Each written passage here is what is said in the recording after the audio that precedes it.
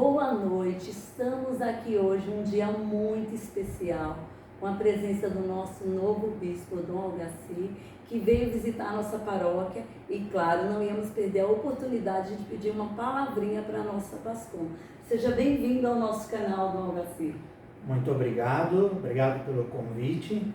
Agradeço em primeira mão ao Padre Rogério pelo convite que ele me fez, né, de presidir a Santa Eucaristia aqui na paróquia São Pedro Apóstolo. E já digo assim que estar por aqui é uma alegria muito grande, conhecendo as pessoas, podendo rezar juntos e fazer com que também, a partir dessa paróquia, eu inicie praticamente a minha missão como bispo. Vai ser a primeira paróquia que eu vou celebrar a missa, né? Eu celebrei em outras comunidades já, né? Mas assim, uma visita onde eu conto com a comunidade paroquial e posso interagir e rezar, né, com os paroquianos aqui por São Pedro. Que honra para nós, hein, gente? Que alegria. E claro, a gente vai fazer algumas perguntinhas para conhecer um pouquinho mais do nosso novo bispo. Dom Algaci, fale-nos um pouco do seu lema de ordenação, que é recente a sua ordenação, né? Então fale um pouco, explique para o povo de Deus o significado e essa escolha desse lema. Olha, eu sempre tive assim na minha vida, na minha espiritualidade, momentos fortes de reflexão e de testemunho a partir dos evangelhos.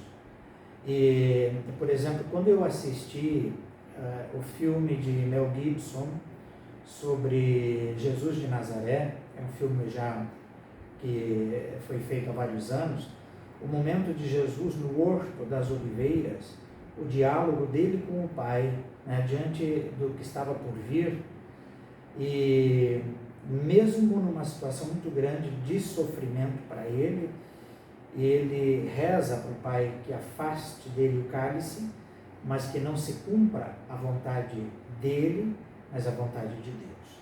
Isso me impactou sempre muito, assim, ao longo de toda a minha vida. Um outro momento também que me impactou bastante, desde a minha juventude, foi o diálogo de Maria, né, na Anunciação, onde também ela, diante do mistério que ela acolhia e que se revelava para ela naquele momento, ela também no final se coloca nas mãos de Deus, né? Que faça-se a tua vontade, seja feita a tua vontade. E também um terceiro momento que me marca bastante na oração do Pai Nosso, né? A gente está rezando a oração do Pai Nosso, seja feita a tua vontade, assim na terra como no céu. Pois bem, no dia que eu recebo a comunicação da Anunciatura Apostólica, né, onde o Papa Francisco já me nomeia bispo da Diocese de São Miguel Paulista, eu praticamente fiquei diante assim do desconhecido, do mistério. Eu não conhecia nenhum padre daqui, eu não era conhecido, não sou ainda totalmente conhecido na Diocese, e não conhecia nenhuma pessoa, para dizer a verdade, de São Miguel Paulista. Eu não sabia onde ficava a Diocese. Então, naquele momento que eu pedi um tempinho para pensar, que foi na verdade, não deu nem um dia e meio, né, de tempo entre a comunicação e a resposta que eu era convidado a dar, me veio naturalmente esses momentos que já para mim eram fortes na minha vida. Então eu escolhi naquele momento, né, falei, a minha vida não é para mim, né? Eu já há tantos anos dei o meu sim a Deus no mistério da ordenação presbiteral, mas também na minha consagração à vida religiosa, e dei um passo. Falei, eu vou dar o passo, eu vou acolher em obediência o convite que o Papa está me fazendo, então seja feita a tua vontade. Fiat voluntas tua. E essa é a razão do meu lema. Que lindo, né? Esse Fiat que sempre se faça a vontade de Deus, a gente fica muito feliz por esse sim. A gente fica muito feliz pela presença do Senhor, por esse lema que nos ensina também a se colocar nas mãos de Deus, né? Tem um bispo à nossa frente que se coloca nessa missão, nos dá um exemplo de uma diocese que precisa se colocar assim, à mercê de Deus. Que alegria. E é mais do que um lema, depois a gente vai, né? Na verdade é um programa de vida, porque buscar a vontade de Deus e renovar essa busca, essa intenção, precisa ser diária, né? A gente não vive de renda, né? Não tem como tomar uma decisão e achar que tudo vai ser natural, né? Que tudo vai ir tranquilo. Não, é uma construção. Então se torna também a busca da vontade de Deus, se faça a tua vontade, porque nós não temos no nosso dia a dia o alcance de como vai ser o meu dia, né? Então nós somos acompanhados sim pela novidade do mistério, mas do mistério de Deus, que é um mistério que se revela, né, e que está ao nosso alcance, se a gente tem os ouvidos bem atentos àquilo que vai acontecer. Amém. Não sei vocês, mas o meu coração está aqui abrasado de amor e de alegria. A igreja nos dá isso, né?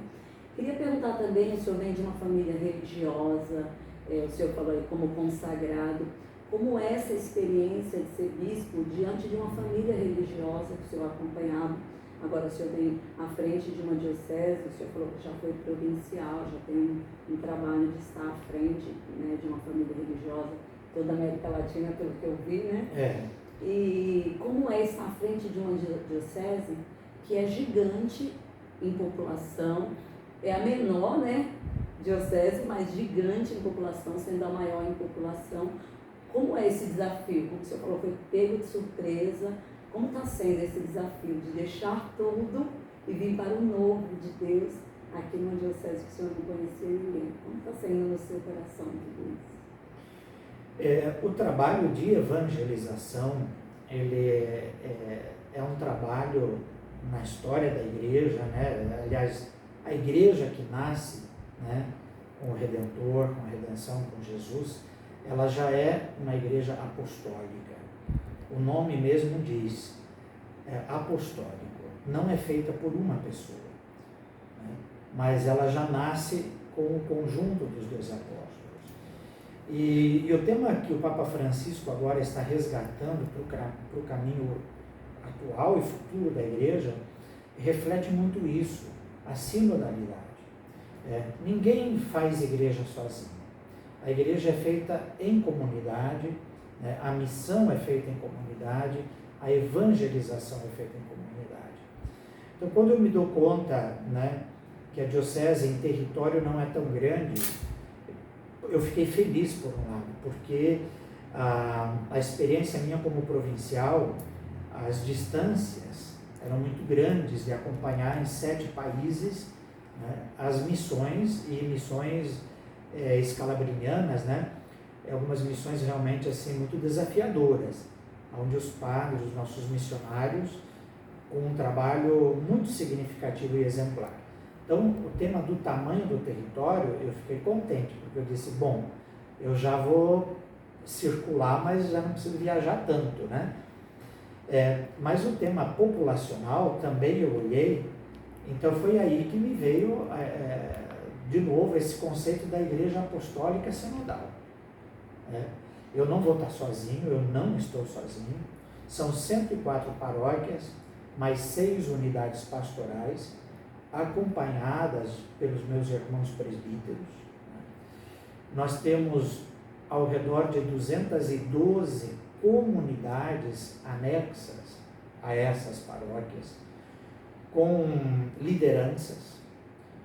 A diocese, se eu não me engano, conta com aproximadamente 4.000 ministros não ordenados, seja da Eucaristia, seja da Esperança, né, que acompanham o luto, os funerais, testemunhas qualificadas por matrimônio, né? Não sei a quantidade de catequistas, né?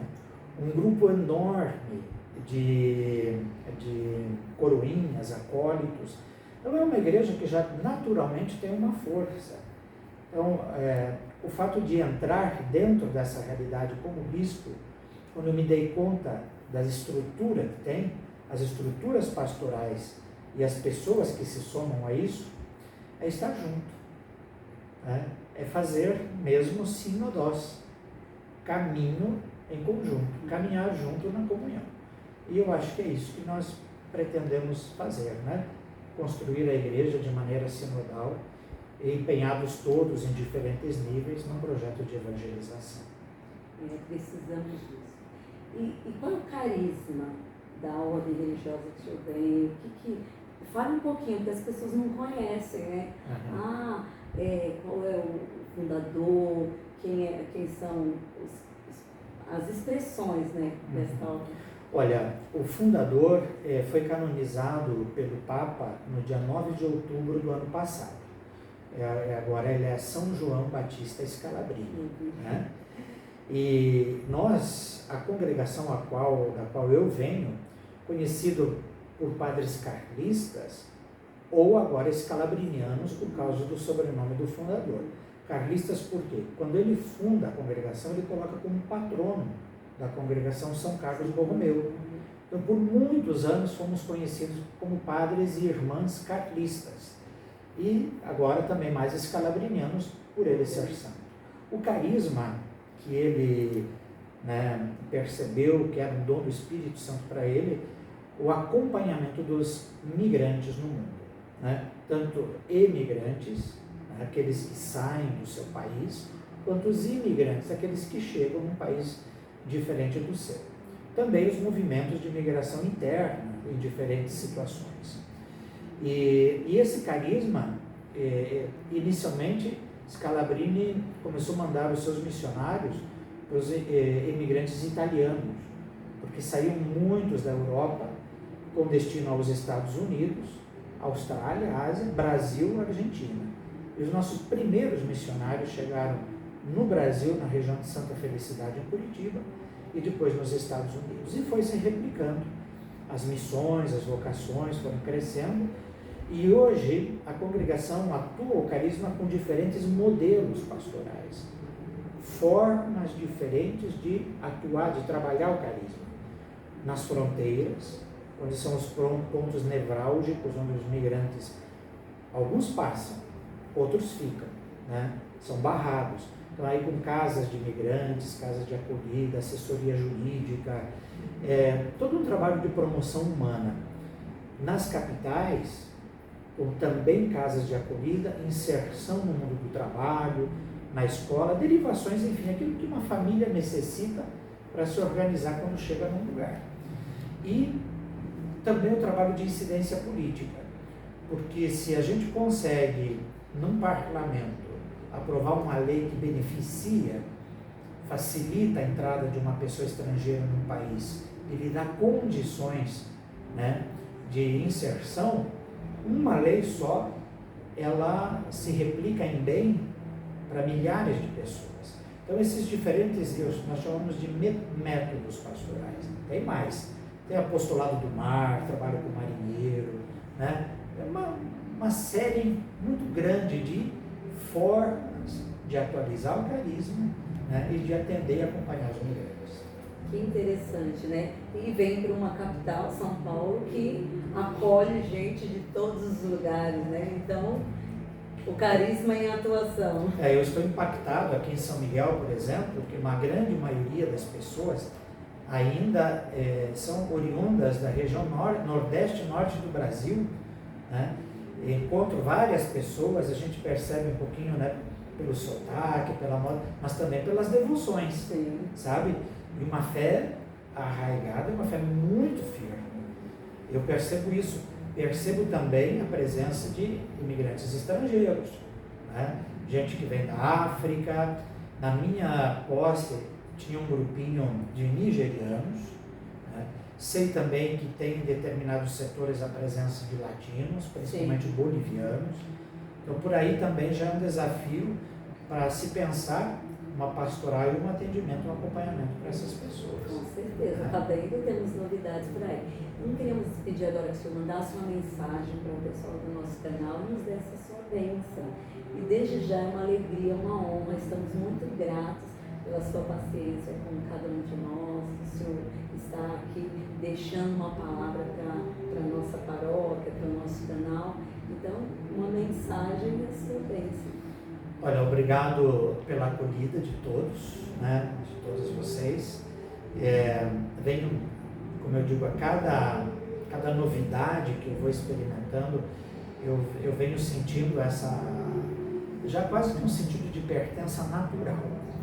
Então, a todos os que acompanham, né, pelo canal, aqui as atividades da paróquia, por todas as mídias sociais, né, que chegue até vocês a minha oração, a minha bênção, que possam se somar às atividades da paróquia, se sentir parte, né?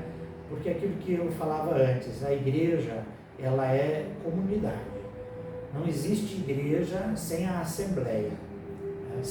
sem a participação do mistério, né, de Cristo e principalmente da Eucaristia, né? São João Paulo II dizia que a Eucaristia, ela é a fonte, é o começo e o fim, né, da igreja. Ela nasce, a igreja nasce do altar e se consome no altar do coração de quem comunga a Deus. Então é preciso fazer parte da comunidade, se envolver, seja nos serviços, naquilo que cada um se sente, no dom que recebeu de Deus, naquilo que é chamado a servir. Não tenham medo de fazer parte, né? Deus nos acompanha, nos abençoa e nos dá as condições para isso. E para que isso se efetive, então contem com a minha oração e com a minha bênção. Em nome do Pai, e do Filho e do Espírito Santo. Amém. Amém.